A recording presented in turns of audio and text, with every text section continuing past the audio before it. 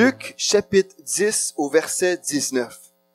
Il est écrit, « Je vous ai donné le pouvoir ou l'autorité. Je vous ai donné le pouvoir de marcher sur les serpents et les scorpions et sur toute la puissance de l'ennemi, et rien ne pourra vous nuire. » Amen. Rien ne pourra vous nuire. Gloire à Dieu. Je vais relire le texte, Luc 10, 19. Le Seigneur Jésus a dit, je vous ai donné le pouvoir ou l'autorité spirituelle. Dieu vous a donné une autorité qui est très puissante et vous êtes beaucoup plus puissant que vous pouvez l'imaginer. Vous êtes beaucoup plus puissant. En fait, ce que je peux vous expliquer, c'est tout comme un policier a l'autorité d'arrêter la circulation. Vous savez, quand il y a un grand camion, il y a de la circulation, un policier peut se mettre dans le milieu de la rue et tendre sa main comme ça, et puis il peut empêcher la circulation, pas parce qu'il a une puissance, mais c'est parce qu'il a une autorité pour arrêter le camion. N'est-ce pas vrai? Donc, s'il faisait ça et puis il essayait d'empêcher le camion, il verrait que s'il n'était pas habillé en policier, s'il n'y avait pas sa badge, et puis comme il était comme ça, il pourrait se faire tout simplement écraser, n'est-ce pas? Mais parce que cet homme a une autorité, que les gens le voient, l'identifient comme étant une autorité, il a une puissance, en fait une autorité qui empêche en fait ce qu'on voudrait faire. Donc le policier n'est pas là pour créer des lois, il est là pour faire respecter les lois. Ça, c'est une chose importante. Aujourd'hui, je vais vous parler en fait que vous avez une autorité dans la prière. On va parler de la prière et quand on comprend que nous avons une autorité dans la prière, le texte nous dit « Rien ne pourra nous nuire ». Amen. Parce que nous avons reçu une autorité spirituelle. Et j'ai déjà enseigné à maintes reprises dans cette maison l'autorité du croyant. Et je parlais cette semaine avec la sœur Audrey Mac et même il y a quelques semaines avec le pasteur Alain-Patrick Tsengue. Et puis tous les deux me disaient que c'est tellement important de répéter des choses. Il y a une onction dans la répétition. À force d'entendre des choses, on finit par comprendre. À force d'entendre des choses, on finit par changer. Gloire à Dieu. Et ma prière, en fait, c'est de vous aider à vraiment comprendre à quel point vous avez une autorité spirituelle dans votre vie, mais en ce qui concerne votre vie de prière. Si vous ne voyez pas des percées dans votre vie de prière, aujourd'hui, c'est un temps où vous pouvez vivre un changement, vous pouvez vivre un déclic. Quelque chose peut se passer dans votre vie. Amen. Donc, la première chose que j'aimerais vous aider à comprendre, si on parle de l'autorité du croyant, si on parle de la puissance que nous avons dans la prière, nous devons comprendre qui est notre Dieu. Quand nous parlons de l'autorité du croyant, en fait, il y a vraiment une ligne de démarcation dans le corps de Christ. Vraiment, c'est la ligne principale dans le corps de Christ. Ceux qui ont reçu la révélation de l'autorité du croyant et ceux qui ne l'ont pas reçu. Celui qui n'a pas compris l'autorité du croyant, il peut vivre sa vie chrétienne d'une façon passive. Celui qui a saisi qu'il avait reçu de Dieu une autorité, il peut vivre des victoires dans sa vie. C'est vraiment une ligne de démarcation. Vous allez parler avec quelqu'un.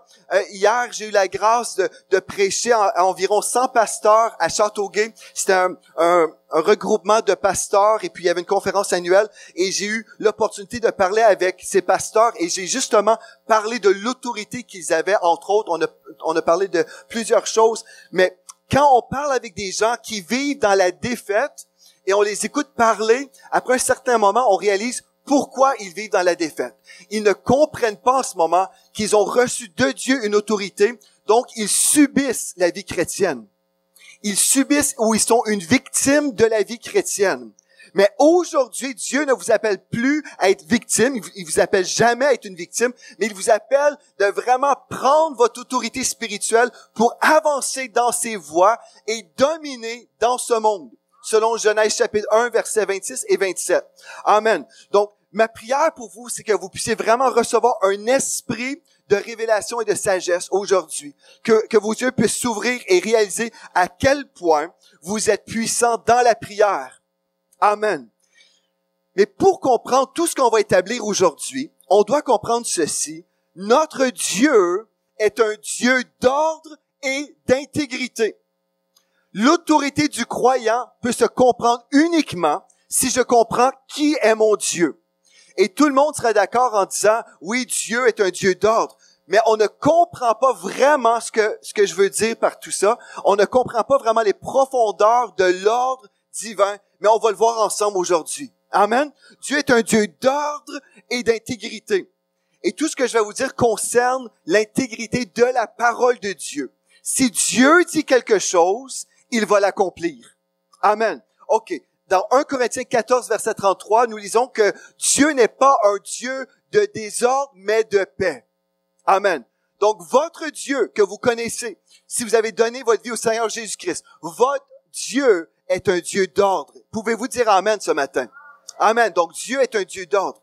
Donc, si Dieu est un Dieu d'ordre, on peut regarder et voir le ciel, on peut voir les étoiles, et nous savons qu'il n'y a rien qui se produit aujourd'hui qui est le résultat de coïncidence, mais que Dieu a tout orchestré d'une façon surnaturelle, et dans le monde naturel, que ce soit dans le monde naturel ou dans le monde spirituel, Dieu a établi de l'ordre. Amen. Si on découvre la gravité, OK, on a découvert la gravité, bien nous savons que c'est une loi spirituelle que Dieu a établie. Que vous soyez chrétien ou non, si vous vous jetez en bas d'un pont, vous allez tomber, n'est-ce pas vrai? C'est une loi, que vous y croyez ou non. On a aussi découvert, nous les hommes, on a découvert, en fait, les lois qui régissent, en fait, l'électricité. L'homme n'a pas créé l'électricité. L'électricité a toujours été là sur la terre. Mais un jour, l'être humain a découvert comment fonctionnait l'électricité. Peut-être ils ont vu une éclair et puis là, ils ont commencé à découvrir certaines choses et puis finalement, ils ont fait des recherches et puis finalement, on est arrivé au point où on a pu fonctionner et utiliser l'électricité. Mais pourtant, c'était des lois que Dieu avait établies dans le monde naturel, qu'on peut comprendre aujourd'hui. Mais c'est la même chose dans le monde spirituel. Dieu a établi des lois. Amen. Parce que Dieu est un Dieu d'ordre. Dieu est un Dieu d'ordre. Puis ça, c'est merveilleux quand on comprend ça. C'est pour ça, quand on parle avec des chrétiens qui sont là en train de dire, bien, Dieu est imprévisible, je ne sais pas trop ce que Dieu va faire, on ne sait pas trop, peut-être Dieu va faire telle chose, peut-être que oui, peut-être que non. Et les gens sont un petit peu dans l'incertitude des façons que Dieu travaille. Parfois, on peut réaliser que ces gens n'ont pas cette révélation de l'ordre divin. Les gens disent, Dieu peut faire n'importe quoi. N'importe quoi, Dieu peut faire ce qu'il veut. Ça, c'est un mensonge, frères et sœurs.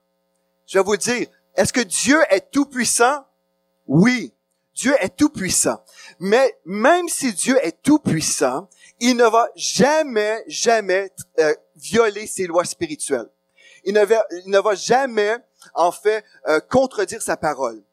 Notre Dieu est saint et il ne peut jamais pécher. J'aimerais vous dire, premièrement, si vous dites Dieu peut faire n'importe quoi, c'est un mensonge. Dieu ne peut pas pécher. Amen. Alléluia. Dieu est saint, il ne peut pas mentir. Amen. Donc Dieu ne peut pas tout faire. Gloire à Dieu. Il a choisi lui-même de se soumettre à sa propre parole. On va le voir ensemble parce que si on comprend ça, si on comprend l'intégrité de notre Dieu, on peut comprendre les autres lois spirituelles qui vont suivre.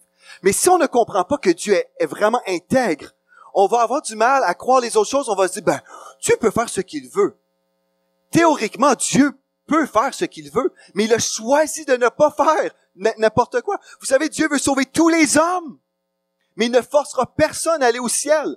Il a établi une loi qu'on doit lui ouvrir notre cœur et le recevoir dans notre vie. Personne ne va aller au ciel de force, même si Dieu veut que tous soient sauvés. Donc Dieu ne fait pas tout ce qu'il veut, parce qu'il y a des choses qui se produisent qui sont contre sa volonté. Amen. Alléluia. OK.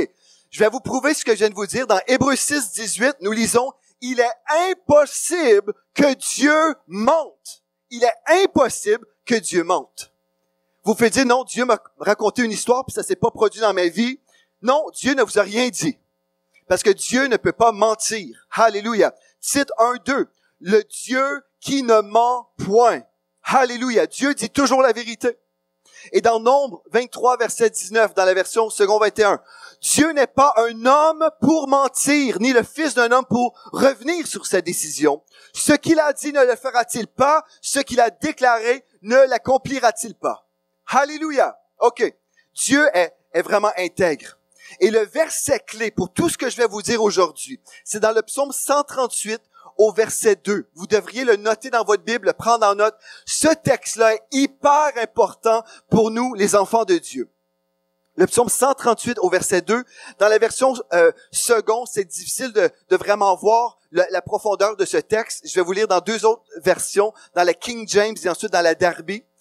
Dans la King James, nous lisons, « Tu as magnifié ta parole au-dessus de ton nom. » Ceci veut dire que Dieu a établi sa parole et Dieu a choisi de se soumettre à sa parole. Sa parole est élevée. Dieu est élevé, mais vous savez, Dieu est un avec sa parole.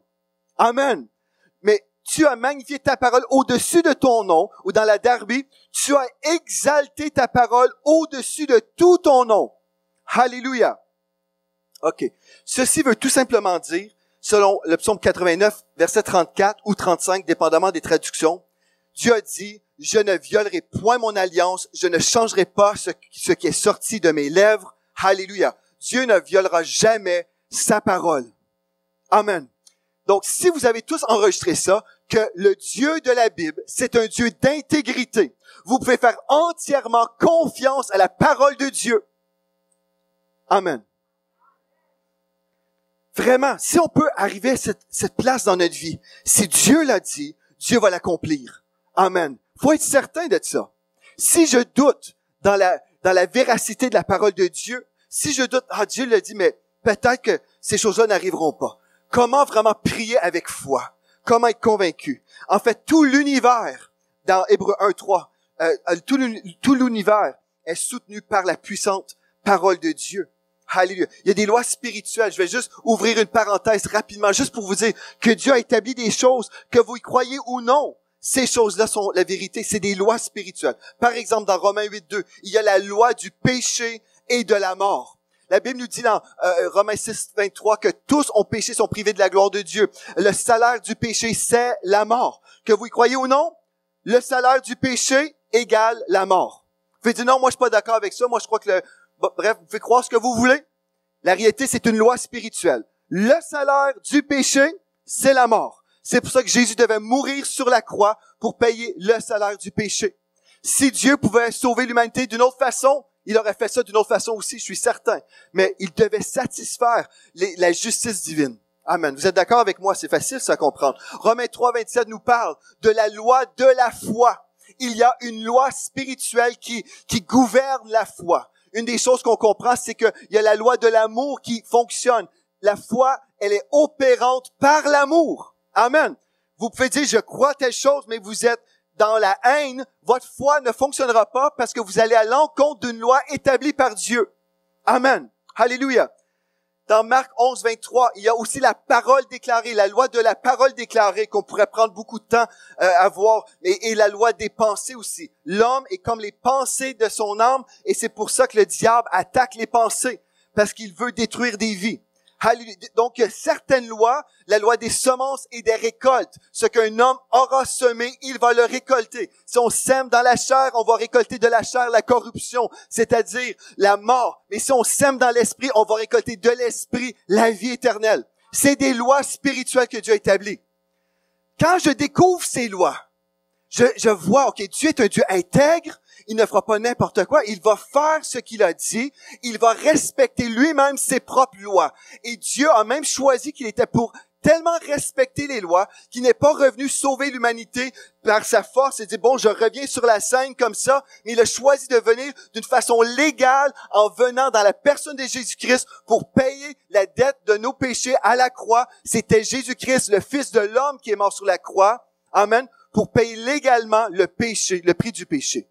Dieu est un Dieu d'ordre. Dieu est un Dieu qui respecte ses lois spirituelles. Alléluia. Ça, c'est mon intro pour vous aider à comprendre maintenant. Est-ce qu'il y a des lois qui vont gouverner la prière? Est-ce qu'il y a des lois spirituelles ou est-ce qu'on peut prier de n'importe quelle façon et s'attendre à avoir un résultat? Croyez-vous que Dieu a pensé même aux lois qui vont gouverner la prière? J'aimerais vous dire oui. Il y a des lois spirituelles. Et si on ne comprend pas ces lois, ce qui se produit, on va vivre dans la frustration en tant que chrétien. C'est comme je l'ai déjà dit ici, je crois, mais vous allez à la banque et là, vous voulez encaisser un chèque et la caissière vous dit signez ici, mais plutôt vous vous jetez par terre et vous pleurez, vous criez, vous dites donnez-moi mon argent. La caissière va dire monsieur, vous avez simplement besoin de signer parce qu'il y a une loi ici, il y a des règlements à la banque, vous devez signer. Même si vous pleurez, criez, vous jetez par terre, vous écumez, vous faites tout ce que vous voulez, la femme ne pourra pas vous donner votre argent parce qu'il y a des règlements à respecter. Dieu, au niveau de la prière, il y a des moments où on va prier, on va pleurer, on va accoucher les plans de Dieu dans l'intercession. Ça, c'est bon. Alléluia. C'est de l'intercession. Il y a des choses où on va vivre une intensité spirituelle absolument glorieuse. C'est glorieux. Mais si j'applique, en fait, cette onction ou les principes de Dieu en ce qui concerne l'intercession ou accoucher les plans de Dieu, pour une autre sorte de prière, je vais passer à côté. Je peux prier de tout mon cœur, crier à Dieu. Et Dieu dit, admettons, je prie, Seigneur, délivre-moi de ce démon. Seigneur, délivre-moi, oh, s'il te plaît, je t'en supplie, je prie. Et Dieu dit, chassez les démons. C'est ça que Dieu dit, chassez les démons. Il dit pas, suppliez-moi que je revienne sur la terre une deuxième fois pour vous délivrer des démons. C'est à vous de prendre votre autorité et chasser les démons. Donc, il y a des choses qu'on doit comprendre. Et quand on les découvre, on vit des percées et on est encouragé plutôt que être frustré. Amen. Il y a des lois, on devrait les apprendre. Qu'est-ce que vous en dites? Alléluia. Donc aujourd'hui, je suis dans la joie parce que je crois, en recevant cette parole, on va vivre nos propres percées. Il y a un temps pour toutes choses, il y a une façon de prier pour les occasions différentes et quand on les découvre, c'est glorieux. Donc on va aller ensemble maintenant dans Éphésiens chapitre 6 au verset 18. Quand vous êtes là, vous pourrez dire Amen. Éphésiens chapitre 6 au verset 18. Oh, je vais vous parler ce matin de la prière de supplication. La prière de supplication. Alléluia. La prière de supplication. On va prier avec assurance. Dieu s'attend que vous pouvez prier avec assurance. Alléluia. Pas prier dans le doute. Pas prier dans l'espoir que peut-être Dieu m'entend. Mais prier avec assurance. Alléluia. Est-ce que vous aimeriez ça, prier, être convaincu que Dieu vous entend? Priez, être convaincu que Dieu répond. Alléluia. Amen. Éphésiens chapitre 6, 18 nous dit, faites en tout temps, par l'Esprit, toutes sortes de prières. Ceci nous dit premièrement que toutes sortes de prières. Il y a des types de prières. Quand vous êtes arrivé à l'église ici, et on vous a donné le manuel, le disciple victorieux, déjà dans le chapitre sur la prière, on vous a présenté les sortes de prières pour vous équiper dès votre vie chrétienne au départ, pour vous équiper, pour savoir qu'il y a des types de prières différentes. Donc, ce que vous voulez faire, c'est appliquer les bonnes sortes de prières pour prier selon le cœur de Dieu et voir des percées. Au tout début, on veut vous équiper. Amen. Donc, si vous avez déjà fait le disciple victorieux, vous savez que ces types de prières existent. On les a énumérés dans le manuel. Alléluia. Ce texte nous dit, faites en tout temps, par l'Esprit, toutes sortes de prières et de supplications. Veillez à cela avec une entière persévérance et priez pour tous les saints. Alléluia. Donc, la première chose qu'on veut voir, c'est qu'il y a des sortes de prières. Des sortes de prières différentes. Amen. Vous pouvez enregistrer des sortes de prières. Si quelqu'un vous disait, par exemple, je vais vous donner une illustration que Kenneth E. Hagin, le père, a donné, une illustration pour vraiment nous aider à comprendre les types de prières qui existent. Il a dit, si quelqu'un vous disait, allons, jouons un sport, jouons des sports, ok? Jouons ensemble, allons dehors, jouons ensemble. Soyons sportifs. Vous dites, ok, soyons sportifs. Mais vous avez dit, oui, mais quel sport voulez-vous jouer? Soyons sportifs.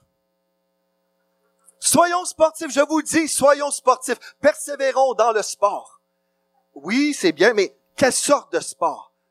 Du foot, du basket, du hockey? Soyons sportifs. Vous devez savoir quel sport que vous allez jouer. Si vous allez jouer au foot, il y a des règlements qui vont gérer le foot. N'est-ce pas vrai? Vous allez jouer au hockey, les règlements au hockey ne sont pas pareils comme pour le basket. Il y a des règlements juste dans le sport. Imaginez, dans la prière, il y a des règlements aussi. Donc, on veut découvrir quelle sorte de prière pour savoir comment opérer dans cette dimension de prière. Amen. OK, ça c'est bon. Vous me suivez? Donc, tout comme il y a des règles qui régissent ou qui gouvernent les sports, il y a des règles qui gouvernent la prière. Alléluia. Donc, nous devons les découvrir pour pouvoir prier avec assurance. Et aujourd'hui, le mot-clé, c'est assurance. Moi, je veux prier et avoir cette assurance dans mon cœur que Dieu m'entend, que Dieu répond. Alléluia. Et c'est ça que Dieu va vous donner aujourd'hui, cette assurance. Venez avec moi dans Hébreux 4, verset 16. Alléluia. Rendez toutes vos pensées captives à l'obéissance de Christ aujourd'hui. Alléluia. Pour qu'on puisse prier avec une assurance, une certitude. Moi, je suis certain, là. Dieu ne veut pas que vous soyez dans le doute quand vous priez. Est-ce que Dieu m'entend vraiment? Est-ce que Dieu va entreprendre? Est-ce que Dieu va exaucer ma prière? Hébreux 4, verset 16. Nous lisons. Approchons-nous donc avec assurance du trône de la grâce afin d'obtenir miséricorde et de trouver grâce pour être secourus dans nos besoins. Je vais vous lire dans la version Bible du Sommeur. Approchons-nous donc du trône du Dieu de grâce avec une pleine assurance. Une pleine assurance. Mais comment avoir une pleine assurance si nous sommes dans le doute? Si on se pose la question, est-ce que c'est vraiment Dieu qui veut ça ou non? Je vais vous donner la définition, en fait, du mot assurance qu'on vient de lire dans Hébreux 4, 16. En fait, je vais vous lire dans un dictionnaire, le petit Larousse, tout simplement. Il y a 2 définitions que je vais vous lire ce matin. En fait, une assurance, c'est une confiance. OK, une confiance. Nous sommes convaincus, on a une confiance. Et la deuxième définition, c'est une affirmation ou une promesse formelle que quelque chose est vrai, certain, sûr. Amen. Donc, une confiance, je peux être confiant que c'est vrai, mais aussi, je vous donne l'assurance de telle chose, c'est une affirmation, une promesse formelle que quelque chose est vrai, certain, sûr. Amen.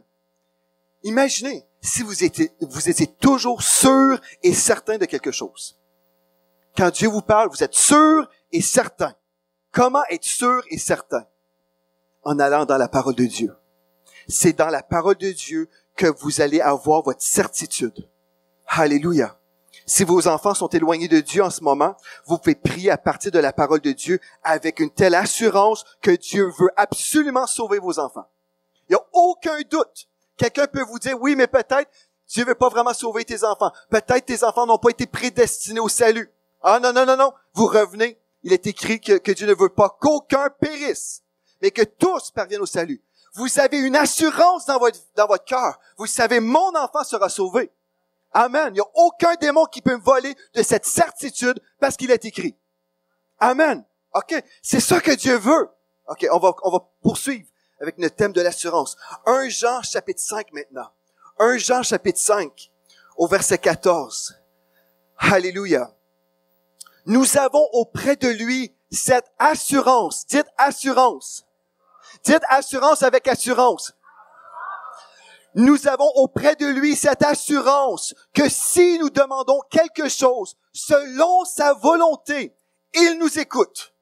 Je ne sais pas si Dieu m'écoute. Je prie, mais j'ai l'impression que ma prière ne monte pas plus haut que le plafond. Votre prière n'a pas besoin d'aller plus haut que le plafond. Savez-vous pourquoi? Parce que Dieu, le Saint-Esprit, est en vous. Alléluia. Vous n'avez pas besoin d'aller plus haut que le plafond. Il est en dedans ici.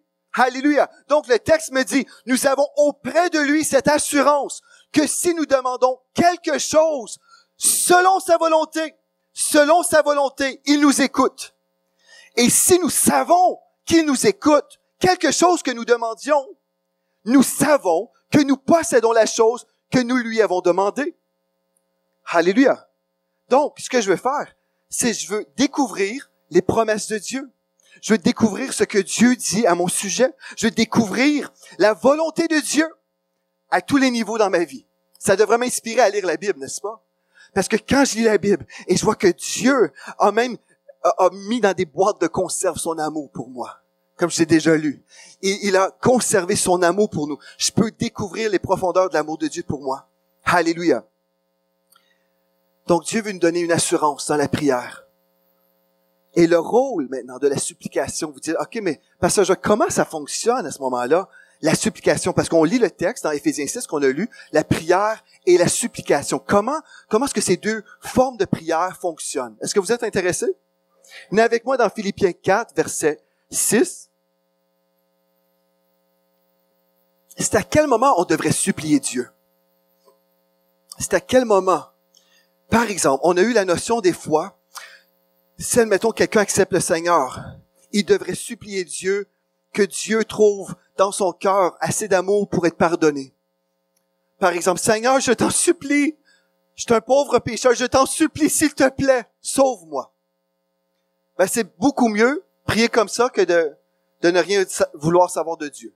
Si quelqu'un supplie Dieu en espérant que Dieu va le pardonner, j'aime mieux ça que quelqu'un qui veut rien savoir de Dieu. Vous comprenez?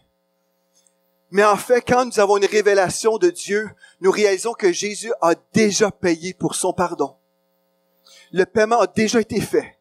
Là, la personne se repent et reçoit la purification de ses péchés, mais tout ça avait déjà été payé. Donc, on n'a pas besoin de supplier que Dieu le Père envoie une seconde fois son Fils mourir sur la croix. Il a déjà fait une fois pour toutes. Mais là, c'est une question d'une réception du pardon. OK, mais on continue. La supplication. On va voir, parce qu'il peut y avoir de la confusion parfois en lisant notre Bible, mais pourquoi on a besoin de supplier Dieu? Philippiens 4:6 nous dit, « Ne vous inquiétez de rien, mais en toute chose, faites connaître vos besoins à Dieu par des prières et des supplications avec des actions de grâce. » On va définir c'est quoi maintenant une supplication. Alléluia. Je vais vous lire dans le petit Larousse. Une supplication, c'est une prière faite avec insistance et soumission. J'insiste sur une chose. Une prière faite avec insistance et soumission. Ça, c'est bon. On se soumet à la volonté de Dieu. Une femme peut supplier Dieu. Seigneur, fais que cet homme se divorce de cette femme. Je t'en supplie. Je veux avoir cet homme. Ma femme a déjà reçu un appel d'une sœur. Mathilde, prie pour moi. Je veux me divorcer. Prie que mon divorce se passe bien. La supplication selon Dieu, c'est une prière soumise à la parole de Dieu. Amen. Je peux pas prier que tel couple se divorce pour que la personne puisse avoir le conjoint d'une autre personne. Ça marche pas. Est-ce que vous suivez? Tout doit se soumettre à la volonté de Dieu. OK. Donc, c'est une prière faite avec insistance et soumission. La prière de supplication n'est pas de mendier. On va comprendre qu'est-ce que ça veut dire la prière de supplication. Il y a des prières d'intercession, par exemple, comme j'ai mentionné, où on va accoucher des choses, on va accoucher les plans de Dieu. J'étais avec mes amis au mois de janvier passé, et puis on a commencé à intercéder pour la Chine. Certaines personnes peuvent avoir des nations dans leur sein où ils vont accoucher dans la prière, dans l'intercession. C'est de l'intercession, mais c'est autre chose, encore une fois. La supplication, provenant du dictionnaire biblique cette fois-ci, en fait, ça vient, le mot supplication, c'est le mot deiasis. Deiasis, qui veut dire, remarquez bien là, une recherche, une demande, une supplication à Dieu ou à un homme. La supplication, selon le dictionnaire biblique, c'est une recherche, une demande, et le synonyme égale une pétition. Une pétition. Là, vous pensez une pétition. Je vois des gens qui viennent frapper à ma porte. On est en train de faire signer une pétition. On veut pas qu'on coupe des arbres dans tel secteur de la ville. Est-ce que vous pouvez signer cette pétition? Est-ce que c'est ça que vous voyez? Une pétition. En fait, le frère Jerry Savelle a écrit un livre complet sur la prière de supplication. Le titre du livre, c'est La pétition. Comment entrer dans une dimension de pétition dans notre vie de prière. C'est vraiment intéressant. Je vais sûrement l'acheter pour le lire. Alléluia. Dr. Jerry Savelle. Mais j'ai déjà assez entendu de prédications ayant ces explications-là. Je trouve ça tellement glorieux. OK. En d'autres mots, je vous explique. Après avoir fait des recherches, nous exposons et formulons une demande officielle à notre autorité suprême. Je vais répéter. Vous savez pas, admettons, vous souffrez d'une maladie.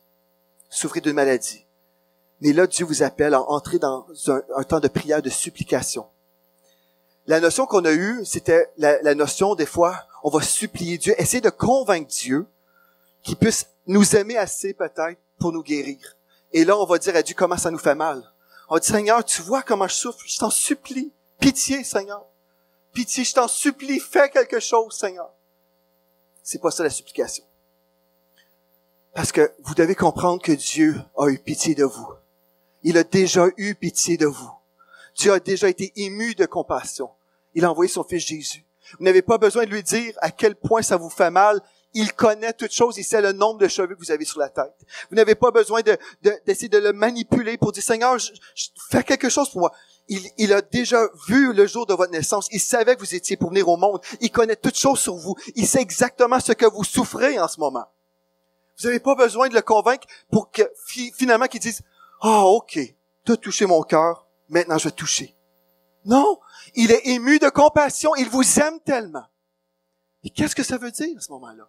Je vais supplier Dieu. Remarquez bien, j'aime trop ça, c'est une recherche, premièrement, de sa volonté. L'explication, Dieu, est-ce que tu veux me guérir? Je vais aller dans sa parole.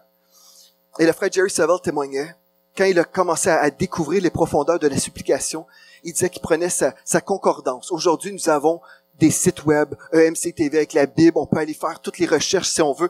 Mais à l'époque, dans les années 70, il sortait sa concordance. Il trouvait toutes les références bibliques pour son sujet qu'il cherchait. Il faisait une recherche précise pour découvrir la volonté de Dieu sur un sujet. Il faisait ses recherches. Aujourd'hui, vous cliquez guérison. Wow, vous êtes bénis. Mais à l'époque, c'était des heures. Des heures. Là, bon, OK, telle référence. 1 Pierre 2, 24. Et là, il allait dans sa Bible. 1 Pierre 2, 24. 1 Pierre 2, 24. Et puis, qu'est-ce que ça dit ici? Alléluia. 1 Pierre 2, 24. Lui qui a porté lui-même nos péchés en son corps sur le bois, afin que, mort au péché, nous vivions pour la justice, lui par les meurtrissures duquel vous avez été guéris. Ah! Là, il prenait ça en note. J'ai été guéri il y a 2000 ans. Alléluia. Bon, Ésaïe 53. Et puis, il notait tout ça. Il faisait des recherches. Une recherche, ensuite, une demande. Une demande. La définition du mot pétition, dans le Petit Larousse, c'est un écrit par lequel quelqu'un ou un groupe expose ses opinions, formule une plainte ou une demande auprès des autorités. Pour nous, les enfants de Dieu, une pétition, c'est un écrit par lequel on formule une demande auprès de notre autorité. On formule une demande, alléluia, pour recevoir la provision qui est déjà en Christ. En d'autres mots, après avoir fait des recherches, nous exposons et formulons une demande officielle à notre autorité suprême. Alléluia. Remarquez bien dans Ésaïe 55 au verset 11. Ésaïe 55, verset 11. Vous avez sûrement lu ce texte-là à maintes reprises. Et vous dites, oui, mais comment faire maintenant? Comment vraiment prier comme ça? Ésaïe 55, verset 11 nous dit, « Ainsi en est-il de ma parole qui sort de ma bouche. Dieu a dit, elle ne retourne point à moi sans effet, sans avoir exécuté ma volonté et accompli mes desseins. » Remarquez bien, la parole ne retourne point à Dieu sans effet. Mais comment est-ce que cette parole revient à Dieu? Est-ce que vous êtes déjà posé la question? Comment est-ce que cette parole revient à Dieu? Comment est-ce qu'elle revient? Elle revient à Dieu lorsque vous entrez dans cette dimension de supplication. Vous avez fait vos recherches, vous connaissez la volonté de Dieu. Et là, vous prenez cette parole de Dieu et vous la présentez formellement à Dieu et vous dites, Dieu, tu as dit, ta parole dit ceci. Alléluia. Et là, vous savez que vous priez selon la volonté de Dieu. Vous savez que Dieu vous entend et qu'il va répondre à cette prière, cette supplication, parce qu'il a promis dans 1 Jean 5, 14, qu'on vient de lire. Si vous savez que c'est biblique, vous pouvez entrer dans cette supplication, cette pétition devant Dieu, sachant que c'est répondu. Alléluia. Comment la parole retourne-t-elle à Dieu? C'est lorsque nous la déclarons à Dieu. Sa volonté est établie. Elle se réalisera certainement. Alléluia. Alléluia. Elle se réalisera certainement. OK. Mais si on comprend tout ça, là, on comprend que Dieu veut, Dieu m'aime, Dieu vous aime. Le problème, c'est si, en fait, je remets à plus tard la manifestation de sa promesse dans ma vie. Si je pense que Dieu ne veut pas, ou j'attends que Dieu le fasse, j'attends un jour Dieu va le faire. Si je remets à plus tard ce qui a été fait hier, je vais attendre longtemps.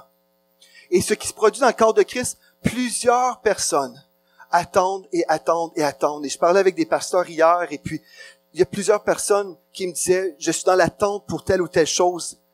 Mais si on réalise à quel point nous sommes puissants, à quel point nous sommes puissants, on peut prier. Et quand nous sommes puissants, c'est pas à cause de nous. C'est pas parce que nous n'avons pas la capacité de respirer sans Dieu. Mais si je suis puissant, c'est parce que je réalise que je suis faible en moi-même. Quand je suis faible, c'est alors que je suis fort parce que je dépends de la puissance de Dieu. Je dépends sur Dieu et je suis dépendant de sa parole. Si je réalise que je suis dépendant de sa parole et que Dieu ne peut pas se contredire, que Dieu va respecter sa parole, je peux exercer ma foi dans sa parole et voir les promesses de Dieu se manifester dans ma vie. C'est certain, c'est une chose certaine. Alléluia. Donc, on va aller dans le texte 1 Jean 5, 14 que je vous ai lu. On va le relire maintenant, cette fois-ci. Alléluia. Nous avons auprès de lui cette assurance que si nous demandons quelque chose selon sa volonté. Comment découvrir sa volonté? Vous avez votre Bible à la maison. Vous avez votre Bible avec vous. Comment découvrir sa volonté? La volonté de Dieu commence en découvrant ce qu'il a déjà annoncé, ce qu'il a déjà dit. Nous avons près de lui cette assurance que si nous demandons quelque chose selon sa volonté, il nous écoute. Déjà là, réalisez que Dieu nous invite à se présenter devant le trône de la grâce avec audace, avec assurance, avec confiance. Dieu me reçoit. Et si nous savons qu'il nous écoute, quelque chose que nous demandions, remarquez bien, peu importe ce que vous demandez à Dieu, nous savons que nous possédons la chose que nous lui avons demandé. Vous dites, oui, mais est-ce que c'est vraiment la réalité, là? Est-ce que je vais vraiment avoir tout ce que je dis? Mais remarquez le texte. Si nous savons qu'il nous écoute, quelque chose que nous demandions, le verset 14 nous parlait premièrement de la volonté de Dieu. Si je demande quelque chose selon sa volonté, par exemple, je reviens à cette situation de votre enfant qui est peut-être éloigné de Dieu. Vous savez que Dieu veut le sauver. Amen. Mais je sais, quelque chose que je demande selon sa volonté, nous savons que nous possédons la chose que nous lui avons demandée. Mais je dois entrer dans cette prière de soumission à sa parole. Pas mon opinion, pas mon avis, pas ce que je peux m'imaginer. Je n'ai pas besoin de manipuler Dieu qui sauve mon enfant. Mais je vais entrer dans cette dimension de supplication et aussi je peux entrer dans une dimension d'intercession comme on a vu il y a quelques semaines. L'intercession quand le Seigneur Jésus prie à travers nous. Et c'est là, ça peut devenir très intense. Quand on s'abandonne entre les mains de Dieu puis on dit Seigneur, je veux prier, je veux chercher ta face. Prie à travers moi. Que je puisse accomplir ta volonté sur la terre, dans la prière, que vraiment ta volonté s'accomplisse sur la terre comme dans les cieux. Et là, vous commencez à prier en d'autres langues. Et comme vous priez, vous allez voir, là, vous allez commencer à vivre une intensité dans la prière. C'est merveilleux ce que Dieu va faire pendant ce temps de prière. Mais c'est parce que vous voulez être dans l'unité avec le Seigneur et le plan de Dieu pour les perdus. Là, vous entrez. Alléluia. C'est aussi simple que ça. Qu'est-ce que ça change dans tout ça? Qu'est-ce que ça change? C'est que ça vous donne une foi que votre prière, elle est entendue. Ça vous donne une foi que Dieu est en train de l'exaucer et que vous avez cette chose-là. Ça vous donne la foi que votre Dieu est compatissant. Et vous le voyez comme un Dieu compatissant. Ça change notre façon de voir les choses parce que plusieurs chrétiens sont dans l'attente passive. Ils se disent, mais quand est-ce que Dieu va faire quelque chose? Je comprends pas. Ça fait 10 ans que je prie. Ça fait 10 ans. Mais avez-vous pris la parole de Dieu dans votre temps de prière? Vous savez, dans 2 Corinthiens 4.4, nous lisons que le Dieu de ce monde a aveuglé les gens. Si vous voulez voir une personne sauvée, qu'est-ce que vous devriez faire? Supplier de la façon qu'on a compris, mendier. Seigneur, pitié, sauve cette personne. Ou comprendre que Dieu vous a donné une autorité spirituelle. Et si cette personne, elle est spirituellement aveuglée, qu'est-ce que vous avez besoin de faire maintenant? Supplier que Dieu la sauve. On peut prier pour le salut des âmes, certainement. Mais ce que vous allez faire, vous allez commander aux esprits d'aveuglement. Vous allez commander dans le nom de Jésus, cet esprit qui garde la personne dans les ténèbres, dans le nom de Jésus, vous commandez à ces esprits-là qui quittent maintenant, dans le nom de Jésus. Et là, vous priez, là, vous intercédez que cette personne soit visitée par le Saint-Esprit. Mais c'est pas assez de juste prier pour le salut de la personne. Là, vous devez semer la parole dans sa vie. plusieurs intercesseurs, ils vont juste être satisfaits à prier pour le salut. Mais Dieu nous dit qu'on doit prier que Dieu envoie des ouvriers dans la moisson. Ceci veut dire qu'il va y avoir des gens qui vont aller dans la moisson et prêcher.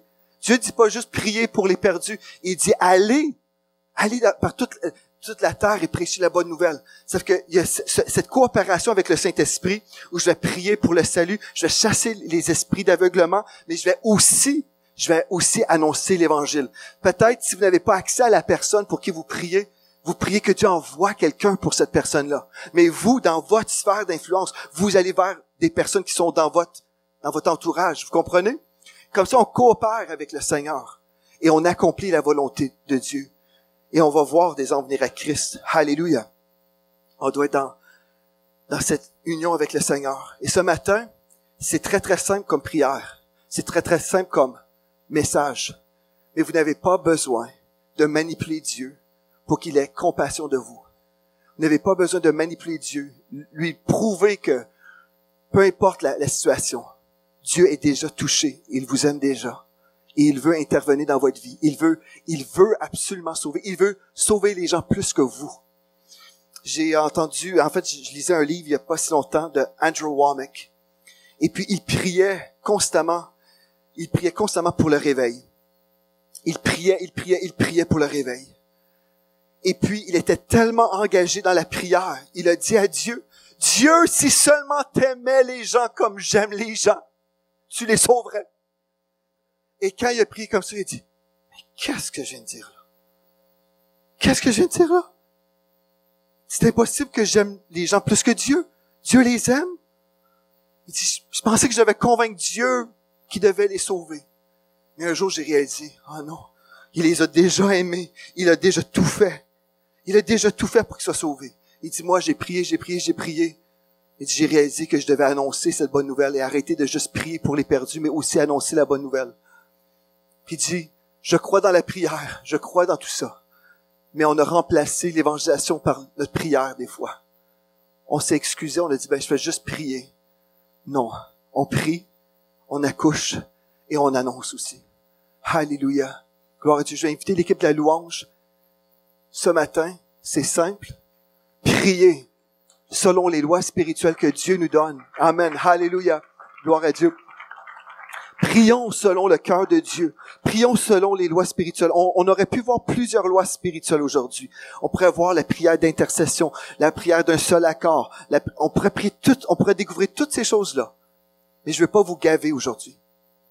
Alléluia. Non. On va découvrir une chose à la fois. Cette semaine. Allez en profondeur là-dedans. Alléluia. Déclarez vos pétitions devant le Seigneur. Alléluia. Voici ma pétition. Je fais des recherches. Alléluia. Je fais une demande. Je fais une recherche. Je découvre la volonté de Dieu. Je fais une demande. Le frère Severl, il disait, moi j'écris littéralement. Parce que quand on parle de pétition, dans le petit Larousse, je vous rappelle, un écrit par lequel on formule une demande auprès des autorités. Lui, il écrivait littéralement les versets bibliques. Il présentait à Dieu, en écrit, les promesses de Dieu. Il disait, ça tu as dit. Voici ma pétition. Et là, je crois que je reçois. Allez, c'est beau ça. Prenez ça au sérieux. Prenez au sérieux les promesses de Dieu. Prenez au sérieux les promesses de Dieu. Et portez vraiment ces gens-là dans votre cœur. Portez les promesses de Dieu dans votre cœur. On peut se lever là où nous sommes. Alléluia. On va l'adorer ce matin. On va l'adorer parce que Dieu est déjà ému de compassion pour vous. Alléluia. Il est un Dieu d'intégrité. Il ne mentira jamais. Alléluia. Vous pouvez le louer pour sa grandeur. Alléluia, alléluia. Merci Seigneur Jésus. Alléluia. Est-ce que vous pouvez l'adorer pendant quelques instants? Est-ce que vous pouvez lever les mains pures? Alléluia. Vous avez un Dieu d'honneur, un Dieu d'intégrité, un Dieu merveilleux. Un Dieu qui va toujours respecter sa parole. Vous pouvez lui faire entièrement confiance ce matin. Entièrement confiance. Alléluia, nous te louons, Seigneur Dieu. Si tu l'as dit, tu vas l'accomplir, Seigneur. Alléluia. Alléluia. Certains d'entre vous, vos enfants sont éloignés de Dieu. Certains d'entre vous, vous attendez que Dieu vous guérisse. Alléluia. Certains d'entre vous, vous attendez une percée. Aujourd'hui, c'est le jour de votre percée. Aujourd'hui, vous pouvez croire sa parole. Aujourd'hui, vous pouvez dans la foi et le louer pour la percée dans le nom de Jésus. Alléluia. Oh, rabasiki erebe ki arabashoko rabasik.